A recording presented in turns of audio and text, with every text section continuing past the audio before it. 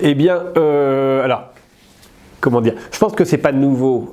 Alors bien sûr, les outils sont tout à fait nouveaux dans leur capacité de performance, mais c'est pas nouveau. Le plagiat, y compris dans le roman policier, il est classique. C'est-à-dire tous les romans policiers essayent à la fois de recopier des intrigues qui ont déjà été inventées par d'autres, de les renouveler, etc. Il y a eu des tas d'écrits sur les romans policiers, puis, je sais pas, le mystère de la chambre close, comment tuer quelqu'un dans une chambre fermée, où personne n'a pu rentrer et sortir. Il y a eu des tas de gens qui ont réfléchi, etc.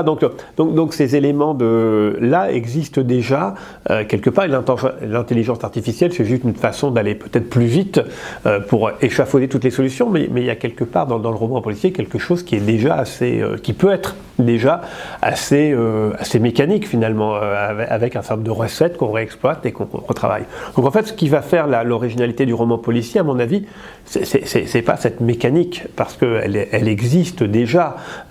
C'est l'ingrédient magique qui fait que les lecteurs vont s'attacher à un enquêteur et pas à un autre. Et ça, je pense qu'aucune intelligence artificielle ne pourra le déterminer. C'est-à-dire, si on prend par exemple tous les enquêteurs les grands enquêteurs de l'histoire de la littérature policière, un Maigret, ou des enquêteurs plus récents, voilà, les Adamsberg de Fred Vargas, ou les Servaz de Bernard Minier ou d'autres, eh bien, qu'est-ce qui les différencie? Personne n'est capable de dire pourquoi ces policiers-là sont devenus des célébrités et pourquoi d'autres, si on prend leur caractère, leurs ingrédients. Donc c'est à la fois le génie de l'auteur, c'est sans doute l'époque aussi, à un moment donné, enfin des ingrédients, mais personne ne peut dire voilà pourquoi ce personnage est devenu une icône par rapport à un autre. Et donc l'intelligence